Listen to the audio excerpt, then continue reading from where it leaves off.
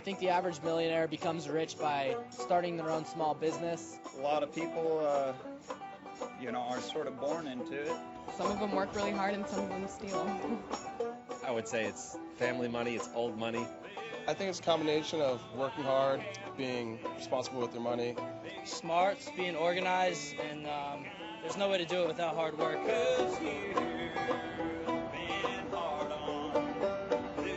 Some of the major causes of poverty, the cycle of poverty doesn't help, which really is, I guess, the root cause.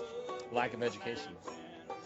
Yeah, I think poverty is just kind of a vicious cycle. There's not a lot of money being put out on the bottom level, I think. Poor money management. I'd say a big problem is just getting born into it and people thinking that there's no way out of it.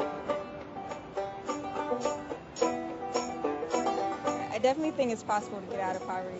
One way to do that is to, like I said earlier, to network and just try, make sure you're getting in touch with the right people. It just depends on a lot of factors. Luck could be there. Hard work could be there. But not only hard work could get you to be rich. I think it takes them consciously making that decision and being open to receiving help. I mean, all it really takes is willpower because we all have the same opportunities.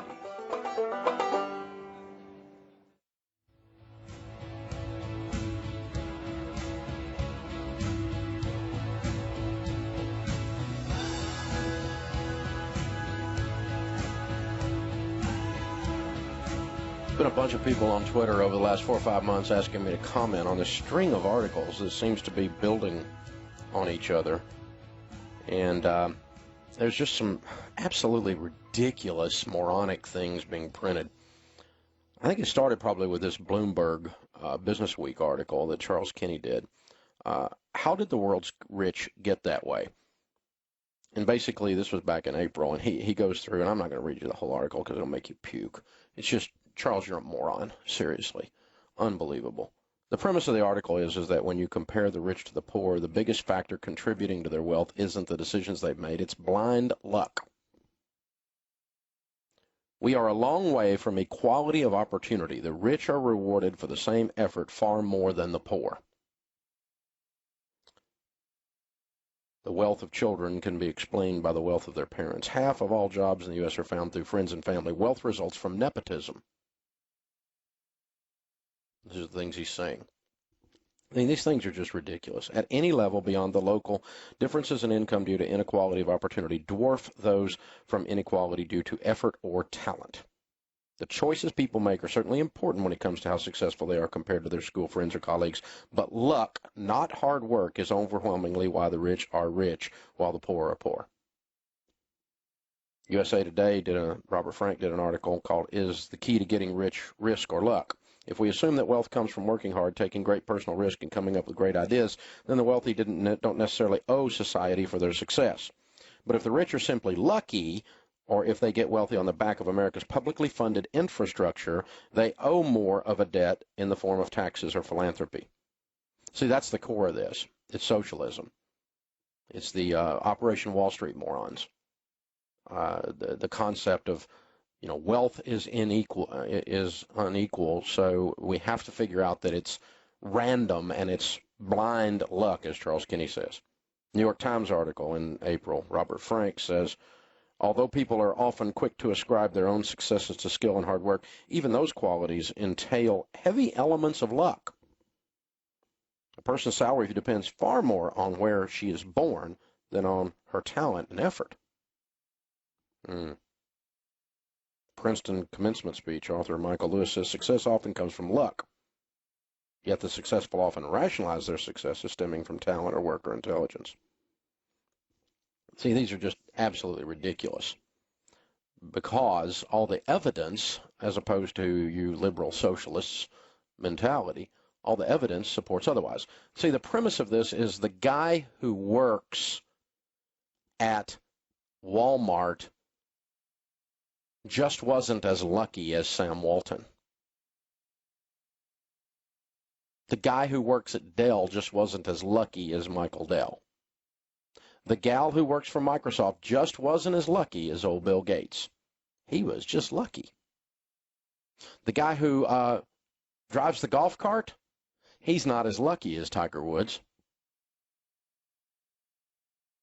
The guy who's putting up the lighting and stringing it up on an hourly rate, he's not as lucky as Brad Paisley. The guy who works at Chick-fil-A is not as lucky as Truett Cathy. It was just blind luck. Do you hear how ridiculous this is? This is absolutely moronic.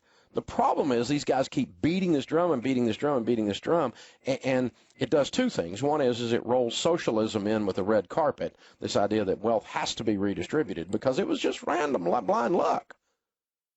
I mean, you don't have any right to claim your success was from hard work or talent or both.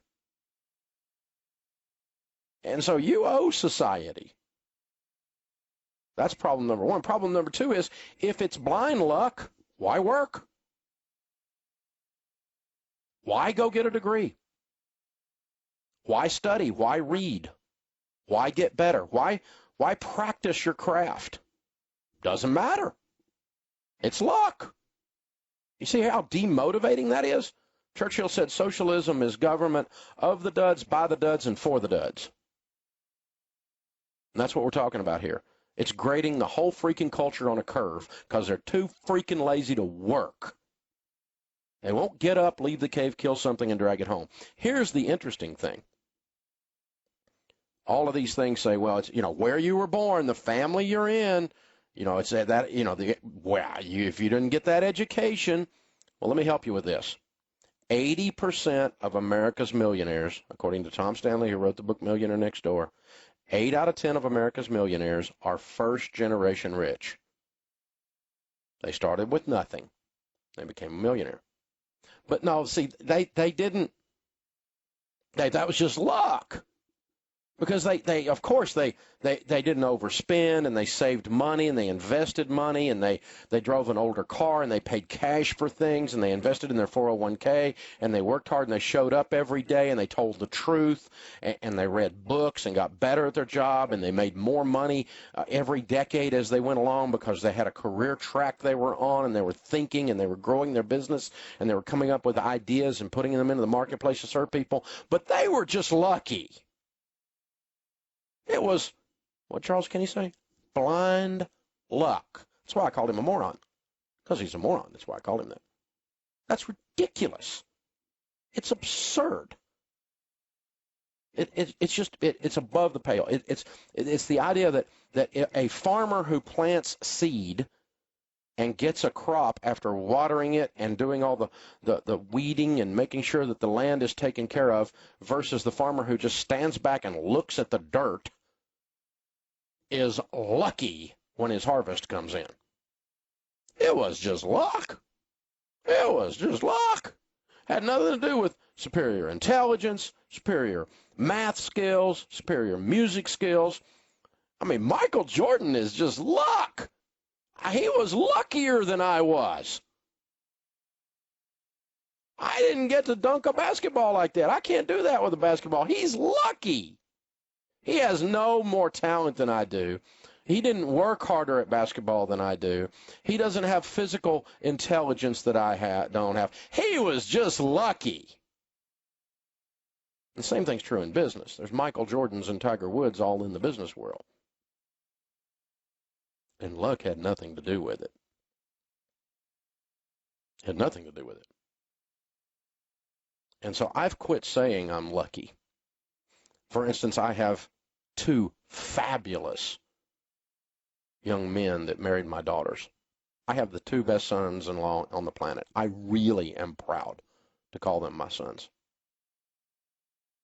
And I made the mistake for a while. I was going around going, man, I hit the son-in-law lottery.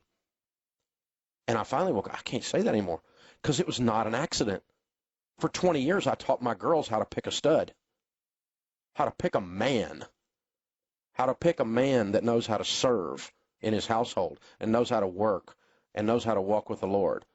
I taught them how to pick. It wasn't an accident. It wasn't blind luck.